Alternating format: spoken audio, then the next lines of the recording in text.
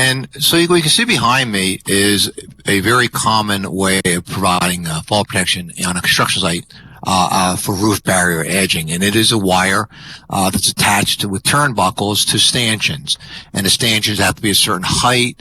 There's certain testing for the wire, how much weight they can take, etc. And those are things that would go into the design.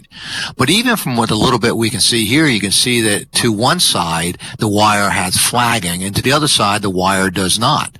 And that flagging is actually very rarely seen on job sites, but it's required because the wire almost disappears visually to the background of the sky or the trees or whatever. So that's something where while one side of me I have it and the other side I do not, it's to show the construction worker the benefits of having little flags on it and making it visible. Another thing that I really like about doing this in the 3D world is, first of all, I can render this just as you can see, correct and incorrect. But right here in front of me, and I know I'm kind of standing block and the camera would have to zoom in and look, but you'll see turnbuckles attaching the wire to the stanchion. One of those are machine-made eyes, so meaning that the eye of the wire loops around, and there's a metal swage kind of crimps it together and makes the eye. The other one has, you can see red and gray in coloring, but has actual U-bolts. They're wire connectors that go on and have to go on a certain way, and you can create this eye yourself with wire. The top one has 3, and they're placed on properly. The bottom one has 1. Only has 3, but they go opposite directions. That's incorrect. There's specific reasons why that you'd get into with the student, but you can, as you zoom in and look at these wire rope clamps, you'll see you're looking at the U-bolt, the threads on the U-bolt. You're looking at the nuts that are tightened down and torqued. You're looking at the saddle, which is that red piece, in extreme detail, which helps the student, the construction worker, look at this and recognize it when they get out to the job site. Mike, anything from you? Okay, yeah, I've got that. Good.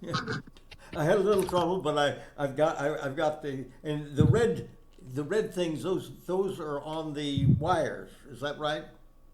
Correct. Yep.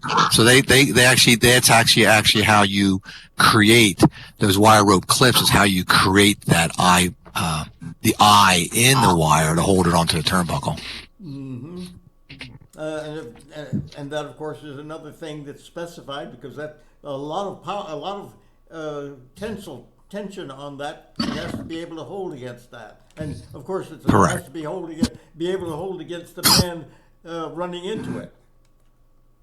Absolutely. So how it's attached to not just the wire and the stanchions themselves, but how that's attached to the structure, the flooring, etc. So there's a lot that goes in design other than just throwing those up.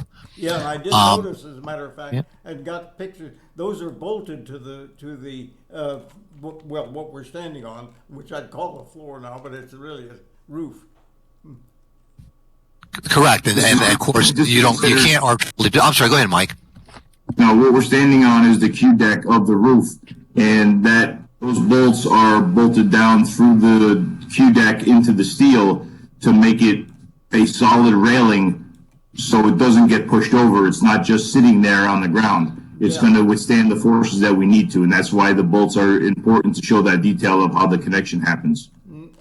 And all of those things, of course, can be pointed out and noted by the students. And again, we have already moved a long distance, and I've cut all these distances out, but it only took us a few seconds to make the move. It would have taken you 20 minutes or more to make the move in a physical location. Oh, absolutely. Because getting the crews together, getting them off of one location on the job site, getting over, and sometimes on a project like this, the building actually may restrict you to only one of the elevators, and then you're waiting for that elevator to become available.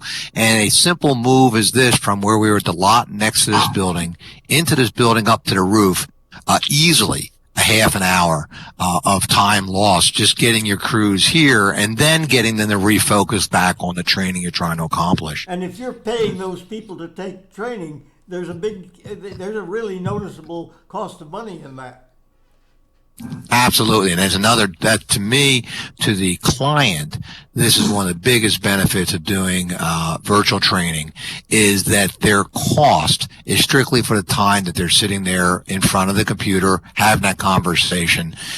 You don't have the cost of transporting them to and from. You don't have the cost, excuse me, of a location to do this. There's a significant cost benefit to utilizing a virtual environment for doing training.